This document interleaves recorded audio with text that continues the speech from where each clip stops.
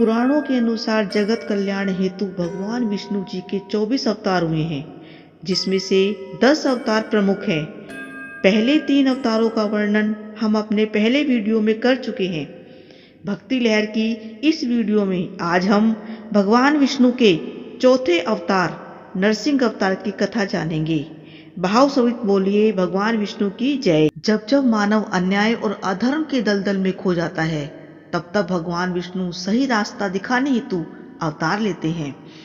इसी प्रकार जब हिरण्यकशिपु के भाई को हिरण्याक्ष को भगवान विष्णु ने बराह अवतार लेकर मार दिया, तो हिरण्यकशिपु ने भगवान को मारने के लिए और उनके भक्तों को नष्ट करने के लिए संकल्प लिया।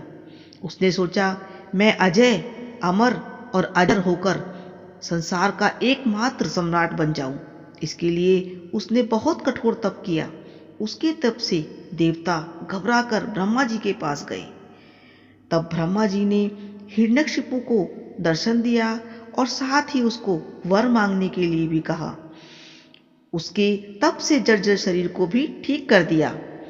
हिरण्यकशिपु ने ब्रह्मा जी को नमस्कार कर उनसे वर मांगा, मुझे ऐसा वर दीजिए कि आपके बनाए हुए किसी भी प्राणी से, चाहे वह मनुष्य हो, चाहे पशु हो, अप्राणी हो, देवता हो या दैत्य हो, किसी से भी मेरी मृत्यु ना हो। भीतर बाहर, दिन में, रात्रि में आपके बनाए हुए प्राणियों के अतिरिक्त और किसी जीव से, अस्त्र शस्त्र से, पृथ्वी आकाश में कहीं भी मेरी मृत्यु ना हो। ब्रह्मा जी ने हिरण्यकशिपु को यह वरदान दे दिया।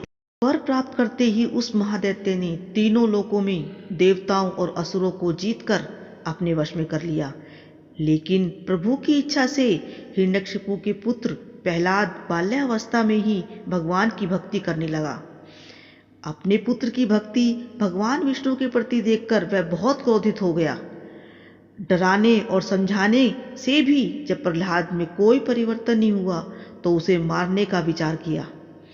उसने दैत्यों को कहा, इसे यहाँ से बाहर ले जाओ और तुरंत मार डालो। मेरे राज्य में विष्णु भगवान की भक्ति नहीं होगी, यह मेरा आदेश है। दैत्यों ने प्रहलाद को कभी हाथियों से कुचलवाया, कभी विस्तर सांपों से डसवाया, कभी पहाड़ की चोटी से नीचे डलवा दिया, तो कभी विष पिलवाया।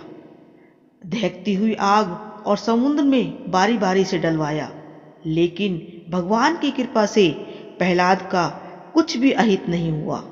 अंत में हिरण्यकशिपु ने स्वयं ही प्रहलाद को एक विशाल खंबे से बांधकर मारने के लिए तलवार से प्रहार किया, तो खंबे से भयंकर शब्द हुआ। ऐसा जान पड़ा मानो ब्रह्मांड ही फट गया हो। यह ध्वनि जब लोकपालों के लोक में पहुंची, तो लगा जैसे सभी लोगों में प्रलय आ गई हो। सभा के भीतर उस खंबे से बड़ा ही एक विचित्र रूप धारण करके भगवान विष्णु प्रकट हुए। वह रूप न तो पूरा पूरा सिंह का था और न ही मनुष्य का। उस विचित्र रूप की भयंकरता बढ़ती जा रही थी।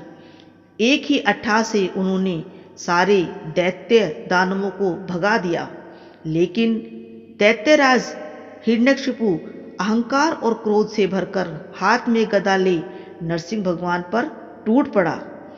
कुछ ही देर में भगवान नरसिंह ने ब्रह्मा जी के वरदान की सभी बातों को पूरा करते हुए हिरण्यकशिपु को अपने घुटनों पर रखकर सभा के दरवाजे में ले जाकर अपने नाखूनों से उसी प्रकार फाड़ डाला जैसे गरुड़ महाविस्तर सांप को चीर डालता है।